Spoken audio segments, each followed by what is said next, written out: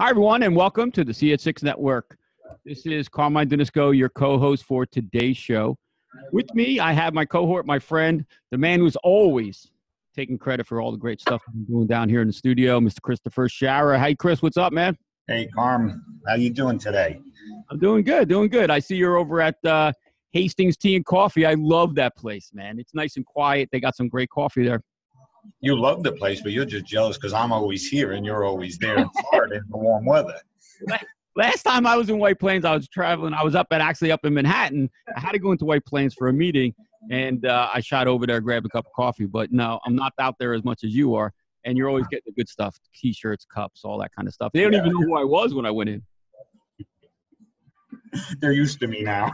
I got my own corner, I got my own spot. Oh, that's your spot now? Now I'm really worried. Oh, my God. Every time I set up a meeting, I wait for this spot. I get here early. Hey, Chris, what's happening, man? I know I haven't talked to you in a couple of days. We're shooting this spot live for all you viewers. It's late December. I'm getting close to the holidays, so we'll be wrapping up this show and starting a new season next year. But what's been happening in your world up there in the entertainment industry? Oh, just never ending. You know, everybody sees me on Facebook. I'm all over the place. I'm constantly going to this meeting. I get invited to so many things. I meet so many people, and I call it the tree I planted all those years ago that the branches just keep growing. So I'm so busy with meeting the people, meeting them at coffee houses, discussing what they're doing, what their aspirations are, and where we're going with our business in the music and film business. So it's just unending, and it would take all day to explain everything I do. Well, you know, it's what's funny about I know that when I jump out to Facebook and, you know, I kind of prepare for our shows and kind of follow you a little bit along. I know you got some singers and some up and coming artists, and does it take a long time to not only find the talent, but get them going, get them into the studio, shoot some test stuff? I mean, how does it really work? I mean, can you give a quick synopsis real quick? Well, finding the talent's the easy part. One person talks to another. It's when they interview down at the studio, they come into the recording studio at our station. They get to do a brief sing a couple of songs. It's all about interconnecting with the people, trying to bring out the best in them, the confidence in them, the look, everything that ties it together. And then you do a follow-up meeting and you see how warm it gets to gel with these people and take it to where do you really want to go with this, and how hard do you really want to work to take it to another level. Yeah. Well, you guys are going to put a lot of work into it, so you got to make sure that the artist or the person's going to really want to do the same thing and be dedicated. I mean, it must be really tough because, I mean, I sound really good singing in the shower, but you put me in front of that microphone with all those buttons and all that stuff, and it ain't going to work, man. Yeah, I'm in agreement with that. I'm in the same boat there. So anyway, speaking of putting people on the spot, I know we have a guest to come on, Mr. J. Gussak. And he is from Pamal Broadcasting, and I want to say that right. Pamal.com is his website. And let's bring him on. Let's hear about what he's got going on. Hey, Carmine. Hey, Chris. How you doing today? Thanks for having me here. Well, I don't know where you want me to begin, except, you know, Pamal, for those that aren't familiar with it, is probably the #1 cluster of radio stations in the Hudson Valley. We've got the powerhouse of WHUD, which has been around since, well, my father used to wake up to it in the morning. I would hear it come on when he would wake up to go to work. Back in the early 70s, it was music from the terrace. And it's evolved over the years. Now it's more of a, you know, classic hits radio, plays all the music, going all the eras. Right now it's all Christmas all the time. We also have K104, which is a pop station up a little bit north. They're also in the same studios as WHUD. Woodman in the Morning is very popular. And then my headquarters, if you will, is the Peak. The Peak is down here in White Plains. We are a classic rock. We like to say it's world-class rock in your backyard. Got a lot going on, and the Peak is a great place for up-and-coming musicians. We have the 937 local on Wednesdays, where we try to feature local talent, play their music, their unsigned music, something that's probably never been heard before, and get them on, get them local, and maybe get somebody like Chris to hear them, or even bring them in if they're not signed yet. And then we have many other features, especially on the Peak, because it's that kind of a station. 10 at 10 in the mornings, where we play, or Jimmy Fink plays 10 great songs from a particular month and year, songs you might not have heard before, with little snippets in between of popular things that are happening, or popular movies, if you will. So we try to keep it local. All our stations have local talent on the air, all pretty much local advertising. Of course, you got your nationals that also advertise, but we like to be the local stations in the area, news, weather, traffic, local talent, local artists, keeping it real for the people in the Hudson Valley. Well, you know, Jay, going through the list of stations that you're, I guess you would say, running and you know, keeping going, it's pretty impressive, not only in this day and age, but it seems like you guys are really controlling that market, which I think is awesome. Can you give a little bit about how radio has changed? I mean, you've been doing this probably for a while, obviously, to get into this position. I mean, how do you see radio has been changing over the years? And it seems like you guys are flourishing in this new era. Right. Well, first, let me just go back and say I don't run the stations at all. I do the sales, if you will, working with the advertisers and getting them promoted on the working with the local businesses, even places like maybe Hastings Tea and Coffee. But yes, I've been in radio on and off since college. Things have changed. I can tell you, back when I came out of school, I was out in the field. I would go find a client, sign them, turn the paperwork over, go find somebody else. Now it's more of, because of the way radio has gotten, we do it all. Wow. I'll go meet with the client, sign the sponsor, the advertiser, whoever they are. I'll even write the scripts. I don't voice anymore. I leave that to professionals. But you know, I work very closely, and I work with them to make sure that they are getting the proper exposure, whether it's sponsoring a particular show like the 937 on Wednesday nights. It's called the 937 because that's when we play the music, 937 on Wednesday nights, making sure that got the right sponsor for that show. We have a 90s at night on Saturday night, making sure we have the right sponsor for that. That's where I come in. But yes, radio has changed to the point that because of all the other types of radio stations, XM, you can get the radio stations on your Alexa, on your smartphones. Stations have to adapt. They have to come up with apps. So, of course, all our stations have their own apps where you can listen on your phone. You can say, you know, Alexa, turn on 107.1 The Peak. You'll hear that. And what you might not know is commercials tend to be different, whether you're hearing over terrestrial radio or stream. Oh, really? Yeah, a lot of times it's different because of the way the breaks work and the airtime. It could be two different types of advertisers during the same break. But one of the biggest things now with radio is digital. Digital world, as you all know, is huge now. Everybody spends all day, whether it's on their smartphone, their iPad, in front of their computer. So we have found that we like to mesh radio with digital. So if you're an advertiser or sponsor, we try to make sure your digital footprint is cohesive, you know, is holistic with the radio, and we can even attribute the radio spot more than we could in the past. Oh yeah, your spot ran. Oh great, how many listeners heard it? Well, the ratings say X number of listeners heard it.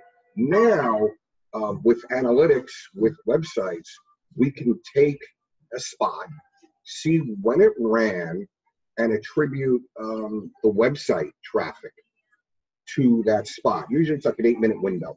Wow. So if a spot runs at 8:39, we can see how the website traffic was from 8:39 to 8:47 and see the spikes. Additionally, we can see based on day parts, based on the spot itself, you know, if we have different creative, how they're running. And we can say, well, that creative is running better than that creative. Let's pull the first one, put more towards the second. Hey, afternoon drive is better than morning drive. Put more money to afternoon drive. So it's not your old buy a spot, run a 30-second spot, and hope something sticks. We have transparency, we have attribution. So radio has changed, and we can also then, the management, if you will, can also determine, you know, what the programming is based on all that. So it's a lot different than, as I like to say, my father's radio. Yeah. Yeah, I mean, I agree with you. It sounds more like more like you have to be more scientific. Like you have to say, okay, this is going to be the market. This is what we're going to do. Does it seem like your customers or your advertisers are kind of expecting that now? Yes, they are. I just had literally about a half hour before I got here, I was having a conversation with one of my clients, and they were saying they're not sure how effective the radio has been. Because people aren't saying, hey, I heard you, I'm calling because I heard. People don't do that. They're not going to tell you they heard you on the radio. So you've got to come up with the analytics. Well, you had spikes. Your traffic went up. You know, it's like the old days with the yellow pages. Nobody would say, oh, I found you in the yellow pages. It's so old-fashioned. What they're going to tell you is they found you in the yellow pages, then went online and found you there. So that's what they'll tell you. They're not going to tell you, oh, I heard you on radio. That's too old-fashioned. Wow. But we can attribute it. So we know that they heard you because they took action immediately after. Yeah. No, it's super important. You know, luckily, Chris loves the radio. It's kind of the only thing that he knows how to play. He really loves the radio. How'd you know? My secret out. My secret get out. Jay, do you usually meet your customers or potential clients like in their offices, or you come to coffee shops and stuff like Hastings Tea and Coffee? It really depends on the client. For instance, I have a nursing home, and they wanted me to come and get a feel for the place, get a tour. Really, so when I sat down to put together a script, I got a really good feel of what the place was like. Then I've got somebody I'm talking to now. She does home delivery of prepared foods, nutritious, healthy foods. She doesn't really have an office. She works out of a kitchen. So we met in a coffee house up in Yorktown, and we sat there for an hour and a half talking about her business. Me, myself getting a really good feel for what she does and how she does it. And then, only then, can I then go back and say, okay, what is going to work for her? Is it radio? Is it digital? Is it both? Is it neither? As Chris knows, I got a name around town. People know me. I don't want to mess that up. So I will actually tell people, if it's not going to work, don't spend the money. Don't throw the money away. Because I want to be able to look them in the face when I see them at the supermarket, or like I bump into Chris and Dick's with my son. I want to be able to say hi and be able to talk to them and look them in the eye. So I really get a feel for them and what they do before I figure out a way to promote them on the air. That's cool. That's cool. Chris, when Chris had told me that you were going to come on the show, I was actually a little nervous because, I mean, you're a radio guy. You've been around this business a while, and you've probably run into some real professionals that are on the mic that maybe moved into TV or television type and shows.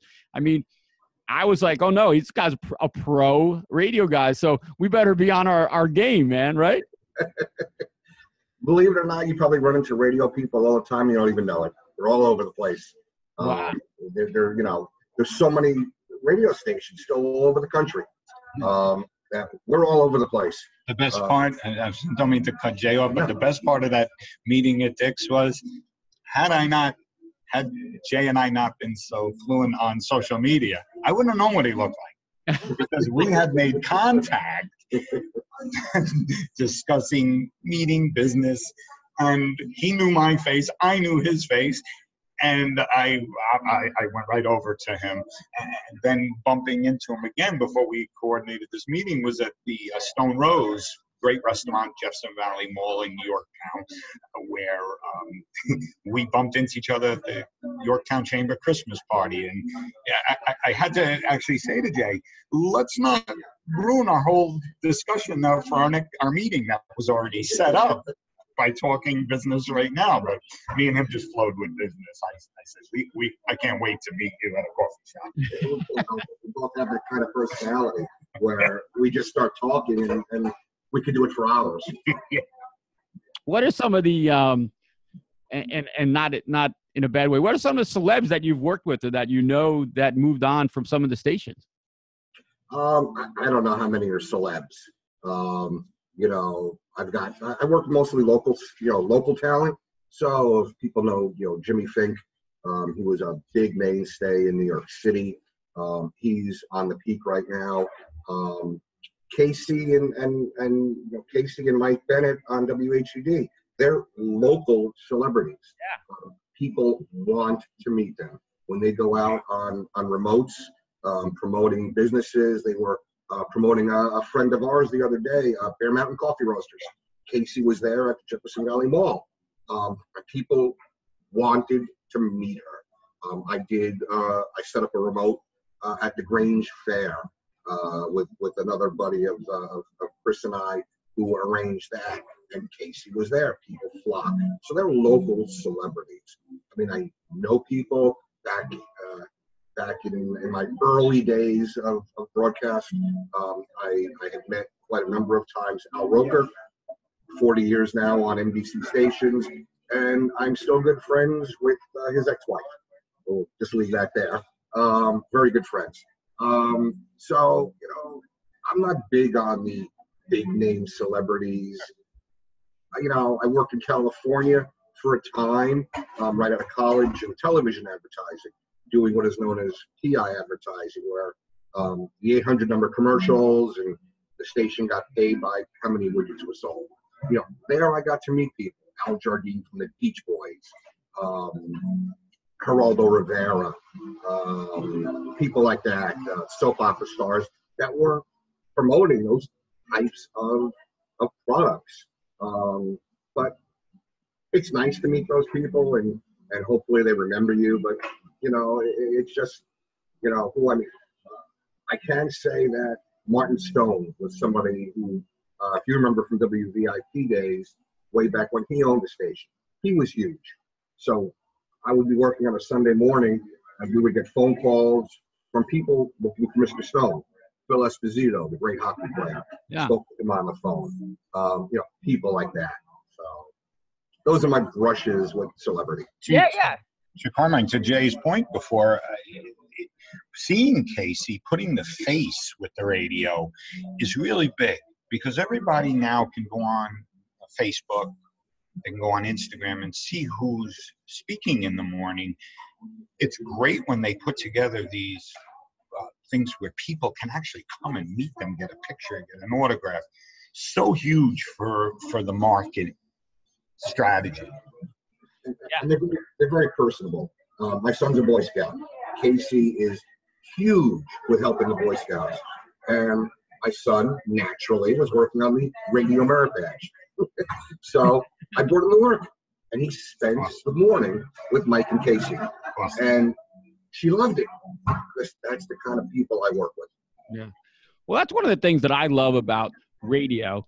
I know that a lot has changed behind the scenes, but for the regular listeners, the regular people out there, radio has been very steady. Your radio station's always there. TV and movies and channels and Netflix, all these things are changing drastically. But to me, I love radio because it's always there.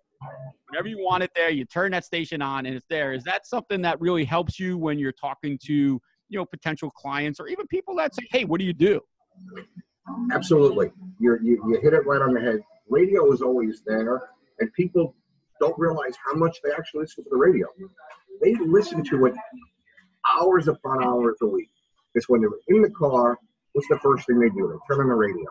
Hopefully it's, for us, terrestrial radio as opposed to satellite, but they're still turning on the radio.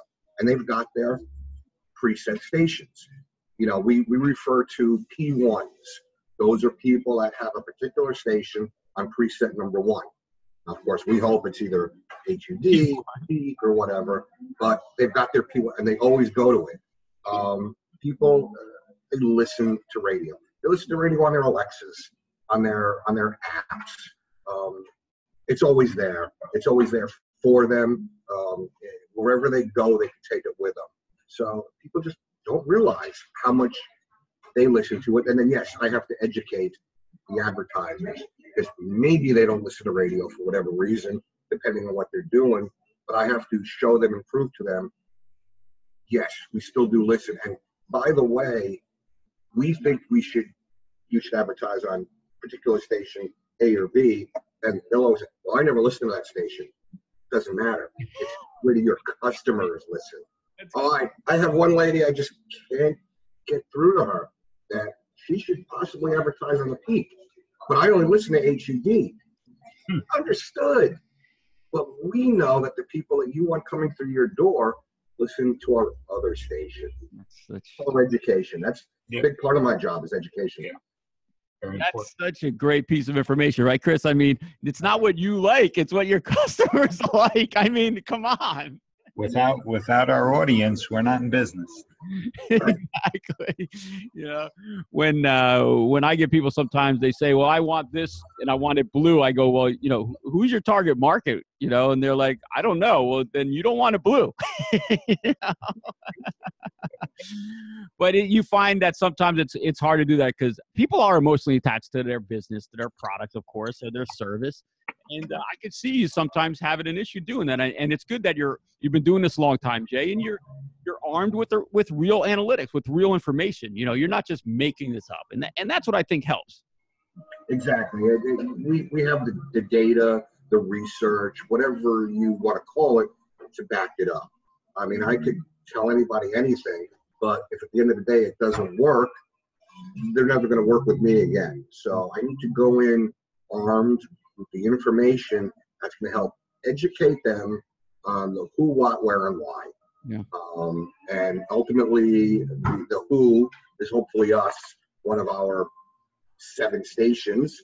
And the why is to bring people through their door or make their phone ring or click on their website to place an order. Yeah.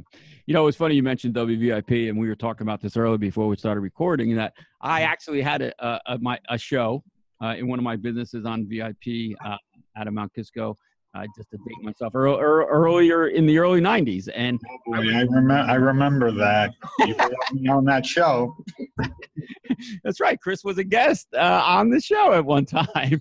But what I want listeners to know is I was astounded, Jay, about the increase of calls and clients that I received. It was up to me to get them as to be clients and customers, but I was astounded by the increase. And I really didn't realize that until I used the power of the media. And I just want people to know, if they're hesitant about it, it does take some time. I mean, if there is a transitional period, right, Jay, when you first start?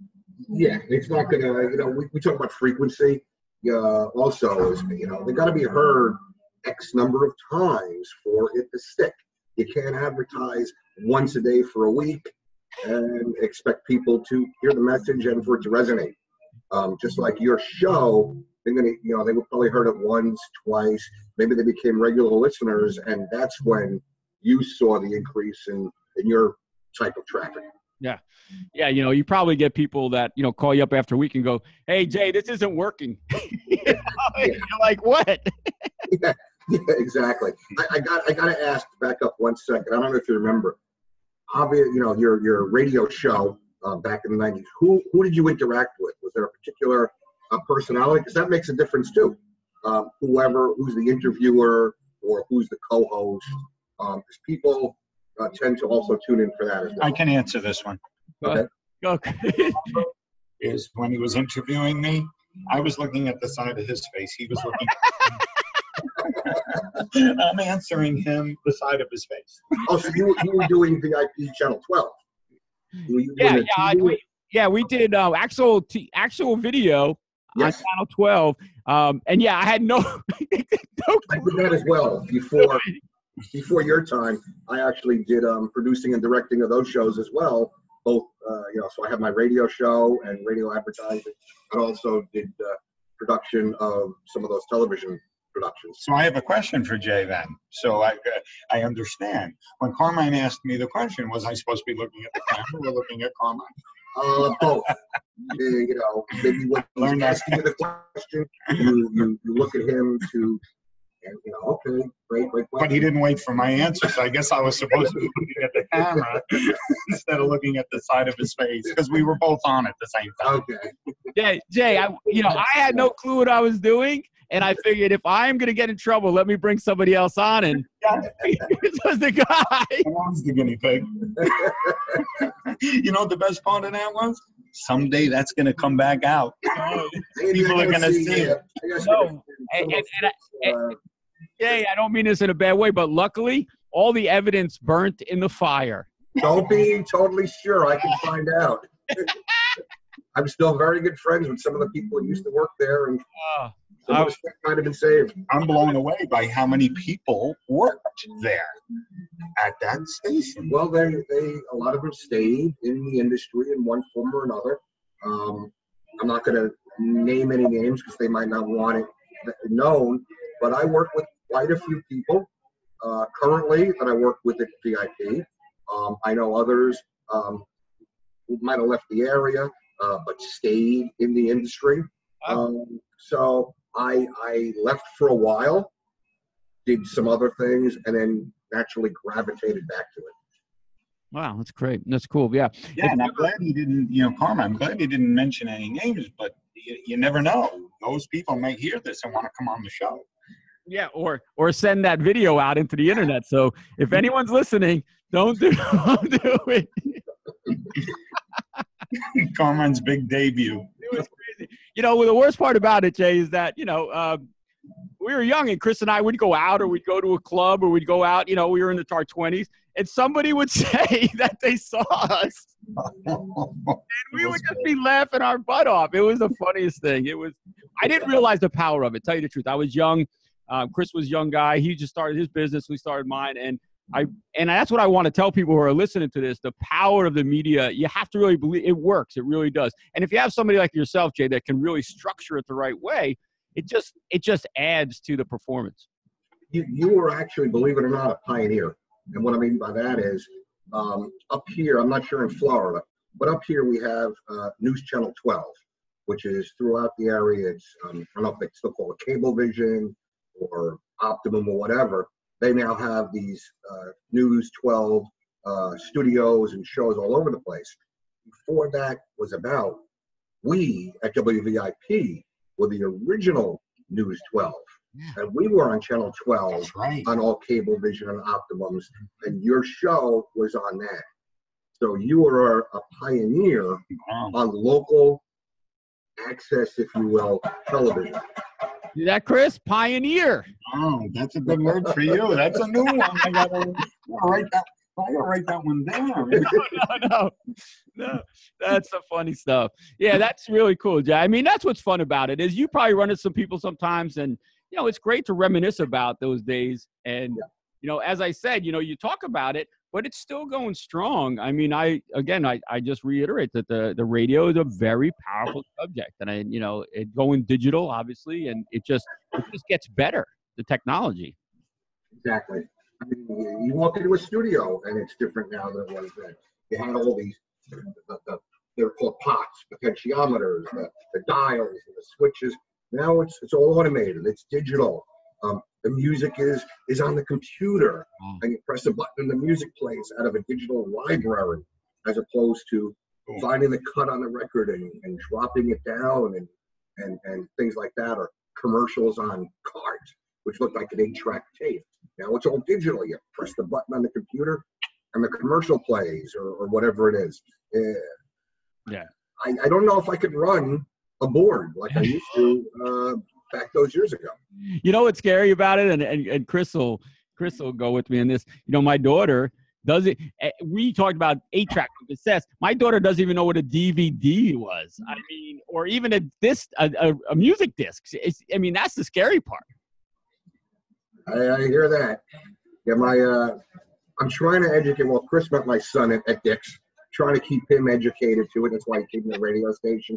And it's funny, I keep telling him, again, off on a little bit of a tangent, he was born in the wrong era. He picked up guitar recently. He's been playing guitar. And the stuff he plays is the Beatles, Led Zeppelin, AC/DC, the Eagles. Not the stuff playing now, the stuff that I listened to way back when. That's great. Wow. That is really cool. That's pretty cool. If you weren't in the radio biz, Jay, what would you be doing? Working with Chris? Maybe. Maybe still work. Who knows? You know, I had some tangents. I worked in corporate America. I owned my own print shop for 10 years with my father.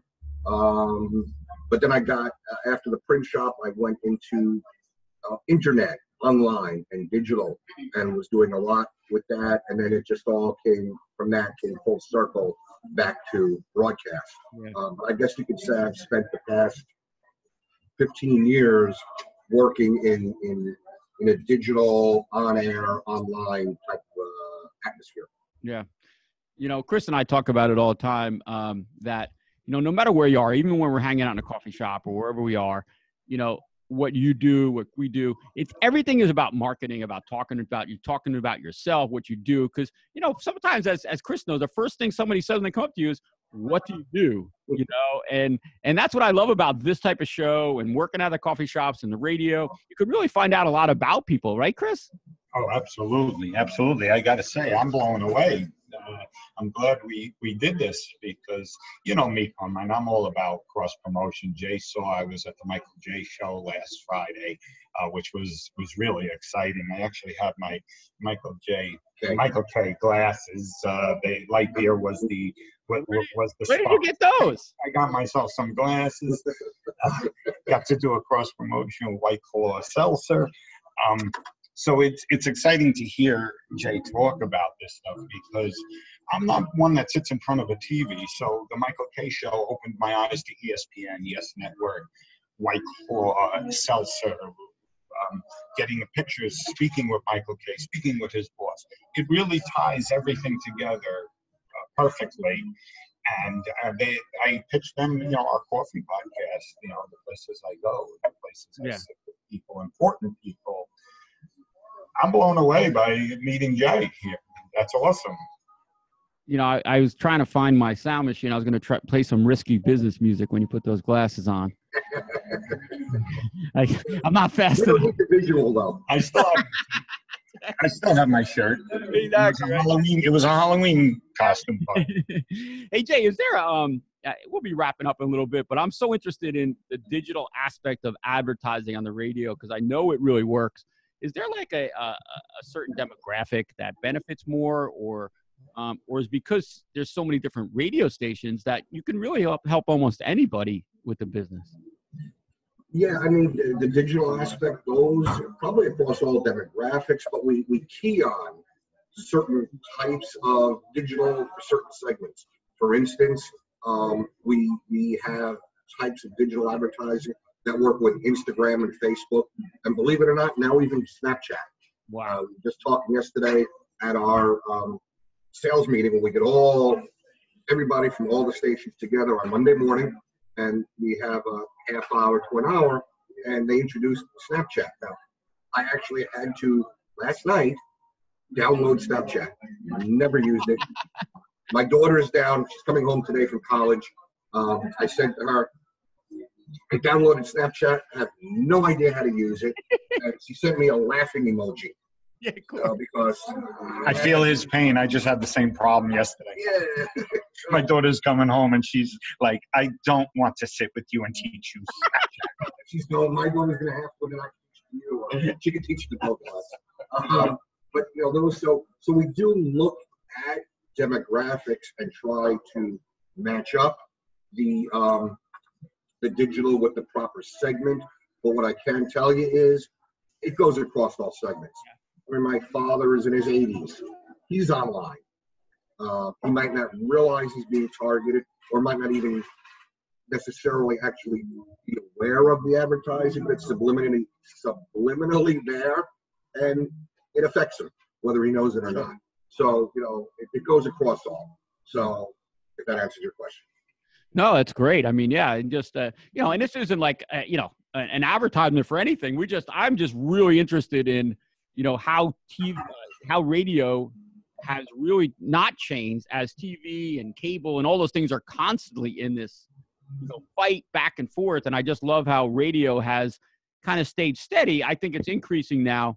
But it's just super interesting to me. And that's, I don't mean to, and again, I listen to our listeners, it's not really an advertisement. It's just very interesting to me in that sense that it's always there and people don't realize that it's always there. The technology might have changed, but the basics are the same. Yeah. You've got your talk, your music, and your personalities. That's been constant all these years. The difference is the technology and how the technology works with it. Chris and I were talking before you had come into the Hastings Tea and Coffee. How does podcasting, in your mind, really work into radio? And do you see them kind of commingling? Actually, we at the peak have just started dipping our toe into podcasting.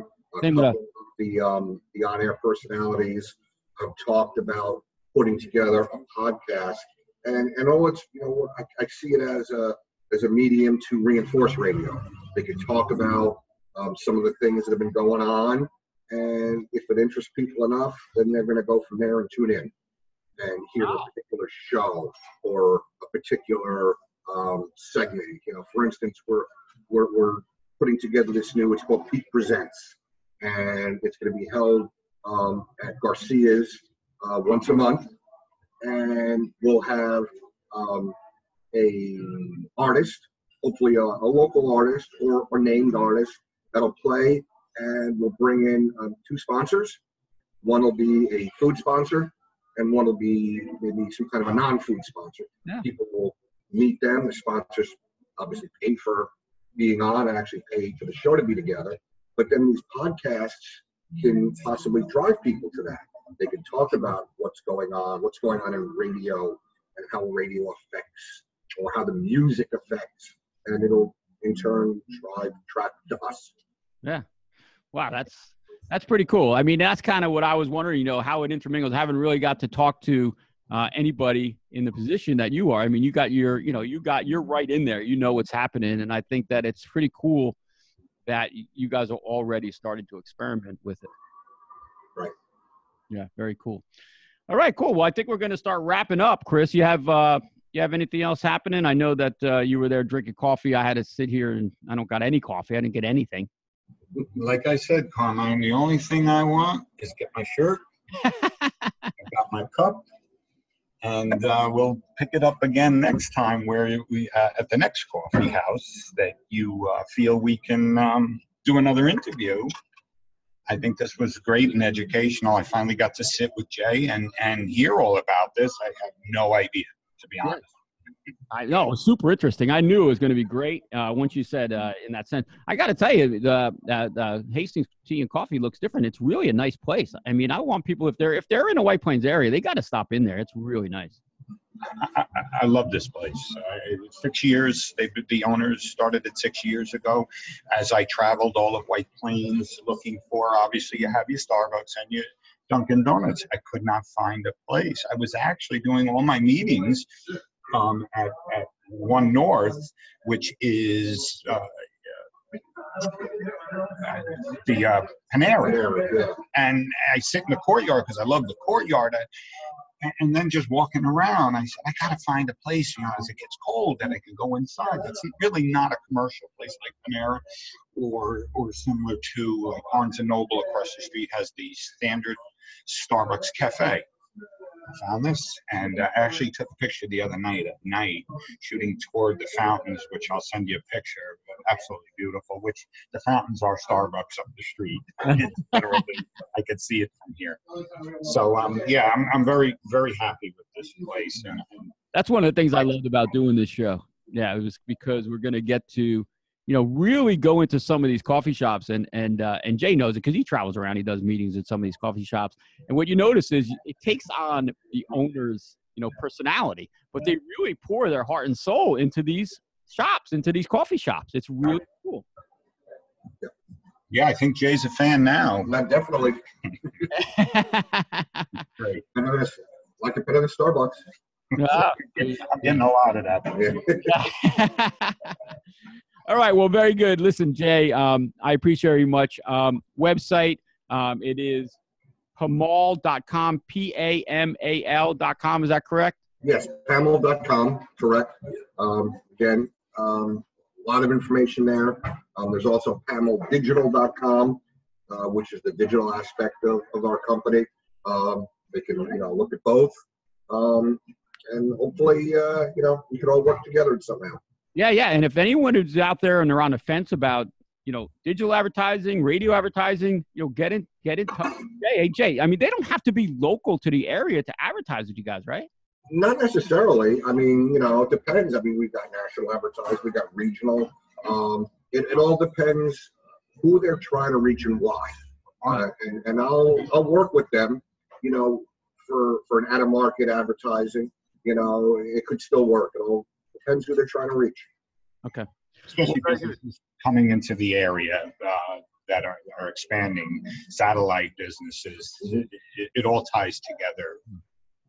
Yeah, and with the reach of different, like you said, Jay, different radio stations, the spectrum that you guys cover, it just makes sense anyway. So, all right, well, very good. I appreciate both of you guys being on today. My co-host, Mr. Christopher Schauer, I appreciate you finding and sitting in the Hastings Tea and Coffee. And I know that we will be broadcasting from another awesome location while I'm down here in sunny Clearwater, Florida, in Studio C, with basically nothing as usual, but that's okay. I'm used to it. I have the fun job. To all our listeners, checking back. If you can, please go on out to Google Play or iTunes. Leave us a rating. Leave us a review. It would be awesome to hear from you. We could definitely use the ratings. We could use the reviews. If you have a coffee shop or a location that you'd like us to go and visit and maybe do a show from, we'd love to hear from you. So for myself, Carmen Danisco, for Mr. Christopher Schauer, for Jay, thank you for being on today, and we'll catch you next time on the See You at 6 Network. You all take care.